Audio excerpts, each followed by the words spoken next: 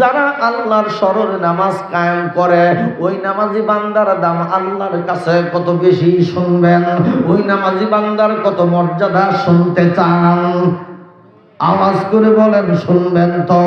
বন্ধুগণ আমার, আমাদের মাযহাবের যিনি ইমাম, ইমামে আজম আবু হানিফা রাহমাতুল্লাহ আলাইহি জঙ্গলের কিনারা দিয়ে তিনি পথ চলতেছেন, হঠাৎ পিছনের দিক থেকে যেন আওয়াজ শোনা যায়। ইমামে আজম রাহমাতুল্লাহ আলাইহি বন্ধুগণ আমার দাঁড়িয়ে গেলেন। ওই জঙ্গলের ভিতর থেকে একটা হিংস্র প্রাণী শূকর দৌড়ে আসলেন। বন্ধুগণ আমার, ইমামে আজম রাহমাতুল্লাহ আলাইহি কে দেখে বলতেছেন, হুজুর আমার পিছনে শত্রু আমাকে ধাওয়া করতেছে, আমাকে আক্রমণ করার জন্য শত্রু দেখেন পিছনে পিছনে দৌড়াচ্ছে।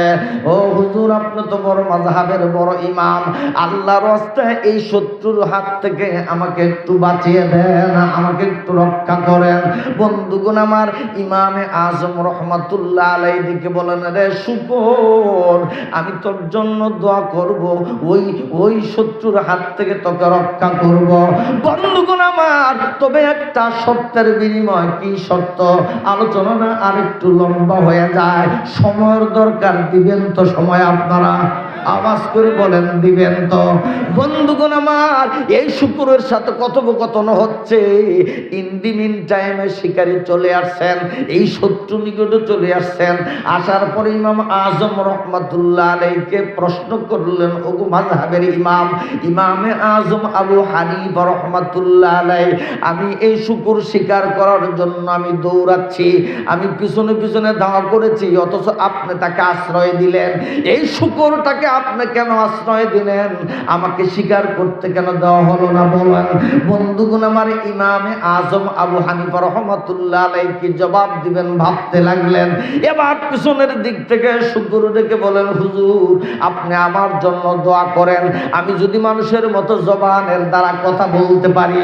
এই নিষ্ঠুর শিকারী আপনাকে যে প্রশ্ন করেছে, এই প্রশ্নের জবাব আপনার দেওয়া লাগবে না, আমি হিংস্র প্রাণী শূকর, আমি নিজেই তার জবাব দিয়ে দিব। জোরে বলেন আল্লাহু আকবার। বন্ধুগণ আমার, ইমামে আজম আবু হানিফা রাহমাতুল্লাহ আলাইহি দিকে বলেন, শূকর রে, আমি তোর জন্য মহান আল্লাহর কাছে মোনাজাত করব, দোয়া করব, তুমি মানুষের মতো জবানের দ্বারা কথা যেন বলতে পারো। তবে তোমার জন্য দোয়া করার আগে একটা শর্ত আছে। বলে, কি শর্ত আছে? বলে, শূকর রে, কথা দিতে পারবা কিয়ামতের দিন, মুসিবতের দিনে আমার গুনাহগার বান্দাগুলো যখন আল্লাহর জাহান্নামে যাবে, বেনামাজি বান্দারা যখন জাহান্নামী হয়ে যাবে, ওই দিন শূকর রে, বেনামাজির সুন্নত ধরে তুমি আল্লাহর জান্নাতে যাইবা। বন্ধুগণ আমার, শূকর দুই চোখ থেকে পানি ছেড়ে দিয়েছে, কাঁদতেছেন আর বলতে লাগলেন, ও মাযহাবের বড় ইমাম, ইমামে আজম আবু হানিফা রাহমাতুল্লাহ আলাইহি, আপনি যদি আজকে এই শত্রুর হাত থেকে আমাকে রক্ষা না করেন, তবু আমার কিছু যায় আসে না। আমার জীবন যদি এই শিকারের হাতে দিতে হয়, আমি জীবন দিতে রাজি আছি। তবুও একজন বেনামাজের সুরত ধারণ করিয়া আমি একটা শূকর, আমার এই শূকরের সুরত ধারণ করিয়া আল্লাহর পবিত্র জান্নাতে যাইতে রাজি হই। নাউযুবিল্লাহ, নাউযুবিল্লাহ। বন্ধুগণ আমার, বলতেছিলাম, তাহলে বুঝেন বেনামাজি হইলে ওই লোকটার চেহারা কেমন হয়ে যাবে। বেনামাজি নাফরমান বান্দা না, আল্লাহর কতটা নাফরমান বান্দা হয়ে যায়। বন্ধুগণ আমার, বেনামাজির সুরত ধরে একটা শূকর আল্লাহর বেহেশতে যাইতে রাজি হয়। বন্ধুগণ আমার, সমাজে বহু মুসলমান আছে, নামদারি মুসলমান, পাঁচ ওয়াক্ত নামাজ তো পড়েই না, ঈদের নামাজও পড়ে না। অথচ একজন নামাজি বান্দার কত সম্মান, কত মর্যাদা আল্লাহ সুবহানাহু ওয়া তাআলা দিয়েছেন। খলিফাতুল মুসলিমিন হযরত আবু বকর সিদ্দিক রাদিয়াল্লাহু তাআলা আনহু নাম শুনেছেন আপনারা? হযরত আবু বকর সিদ্দিক রাদিয়াল্লাহু তাআলা আনহুর জামাতে তাকবীরুল একদিন কারণ বশত ছুটে গেল। বন্ধুগণ আমার, নামাজ যখন কমপ্লিট দিলেন, নামাজের ইমামতি করেছিলেন মহান আল্লাহর পয়গম্বর নিজে। সালাম যখন ফিরাইলেন, সালাম ফিরাইয়া যখন ডান দিকে তাকাইলেন, বাম দিকে তাকাইলেন, দেখলেন কাতারের একেবারে শেষ প্রান্তে খলিফাতুল মুসলিমিন হযরত আবু বকর। নামাজ যখন কমপ্লিট হয়ে যায়, আল্লাহর পয়গম্বর ডেকে বলেন যে আবু বকর, আমি এই দুনিয়ার জমিনে জীবিত থাকতে নামাজকে তোমরা এমন দুর্বল মনে করতেছ, নামাজকে এইভাবে অবহেলা করতেছ, নামাজের জামাতকে এইভাবে অবহেলা করতেছ। আমার উফাত মুবারকের পরে না জানি নামাজের এই জামাতের কি দুর্গতি হয়। খলিফাতুল মুসলিমিন হযরত আবু বকর কাঁদেন আর বলেন, ইয়া রাসূলুল্লাহ, আমি নামাজের ব্যাপারে অলসতা দেখাই নাই, জামাতে আসতে আমি ইচ্ছা করে দেরি করি নাই। আল্লাহর পয়গম্বর বলেন, তাহলে তোমার জামাতের তাকবীরুল কেন ছুটে গেল? খলিফাতুল মুসলিমিন হযরত আবু বকর বলেন, ইয়া রাসূলুল্লাহ, ইয়া হাবিবাল্লাহ, আমার টাকা পয়সার সম্পদের কোনো অভাব ছিল না, শুধুমাত্র আল্লাহকে খুশি করার জন্য, শুধুমাত্র আল্লাহর মাহবুব এই পয়গম্বর, ইয়া রাসূলুল্লাহ, শুধুমাত্র আপনার সন্তুষ্টির জন্য আমার স্থাপর অস্থাপর যাবতীয় সম্পদ আমি দিনের রাস্তায় খরচ করে দিয়েছি। এখন এমন একটা পর্যায়ে এসে আমার জীবন দাঁড়িয়েছে, সুন্দর একটা পোশাক পরিধান করে নামাজে আসার মতো এমন পোশাক আমার নাই।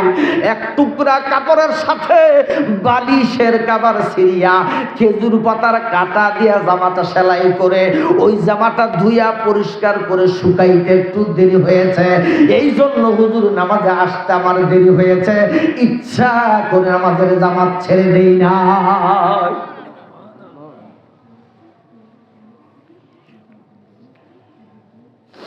বন্ধুগণ আমার, খলিফাতুল মুসলিমিন হযরত আবু বকর সিদ্দিক রাদিয়াল্লাহু তাআলা আনহুর পাক জবানিতে নবী আমার যখন এমন কথা শুনলেন, মহান আল্লাহর নবী বড় খুশি হয়ে গেলেন।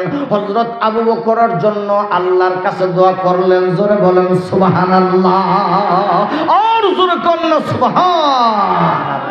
বন্ধুগণ আমার, মুহূর্তের ভিতরে হযরতে জিবরাইল আমিন চলে আসলেন। সুবহানাল্লাহ।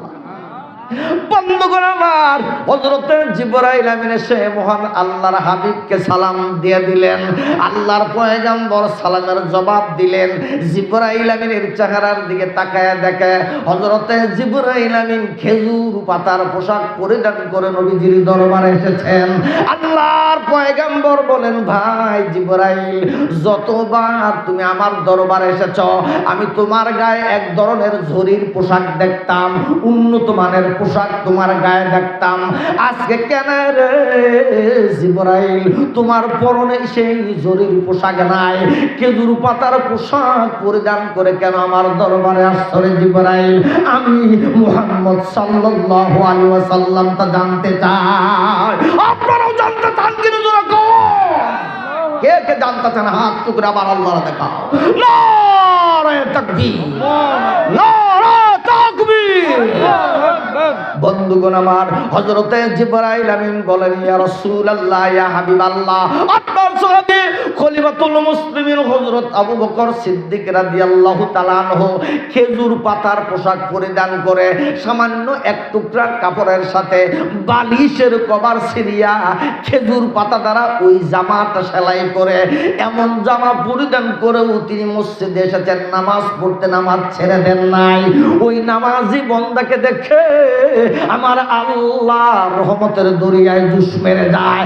আসমান থেকে আল্লাহ ডেকে বলেন, ভাই জিবরাইল, নজর করে দেখো দুনিয়ার দিকে, আমার মাহবুব, আমার হাবিবের উম্মতের দিকে। আমার হাবিবের প্রধান সাহাবী হযরত আবু বকর বালিশের কাপড়ের সাথে এক টুকরা কাপড়ের সাথে খেজুর পাতা দিয়া ওই জামাটা সেলাই করিয়া মসজিদে গিয়েছেন, তবুও তিনি নামাজ ছেড়ে দেন নাই। আমি আল্লাহর রহমতের দরিয়ায় জুস মেরেছে, ওই নামাজের মর্যাদা আমি আল্লাহ বাড়াইয়া দিলাম। তোমরা ফেরেশতারা যারা রয়েছে রেখেছো। তোমরা যদি তোমাদের নামের ডায়েরিতে তোমাদের নামগুলো টিকায়া রাখতে চাও, কিছুক্ষণের জন্য হইলেও ওই নামাজি বান্দার সম্মানার্থে আসমানের সমস্ত ফেরেশতারা আজকে খেজুর পাতার পোশাক পরিধান করবা। ওই যে আযান শুনো, নামাজকে না মানুষ পড়ো না। আল্লাহু আকবার। আযান শুনো, নামাজকে না মানুষ পড়ো না। কি জবাব দিবা নামাজের লাগিয়া, কি জবাব দিবা নামাজের লাগিয়া। আওয়াজ করে বলেন ঠিক কিনা বন্ধুগণ আমার? তাহলে আবার বলুন, নামাজি বান্দার মর্যাদা আছে না নাই? জন্য মহান আল্লাহর হাবিব বলেছেন, মান আলিমা আন্না সালাত হাক্কুন ওয়াজিবুন দাখালাল জান্নাহ। নামাজ পড়াকে যারা জরুরত মনে করবে, আল্লাহর নবী বলেছেন তারাই আল্লাহর বেহেশতে হবে। জোরে কোন সুবহানাল্লাহ, আর জোরে কোন সুবহানাল্লাহ। নামাজ পড়াটাই যদি আপনি জরুরত মনে করেন, আল্লাহ রাসূল বলেছেন তাতে আপনি আল্লাহর বেহেশতি। নামাজ পড়াকে যারা জরুরত মনে করবে, তারা কঠিন কালেও নামাজ ছেড়ে দিতে পারে না।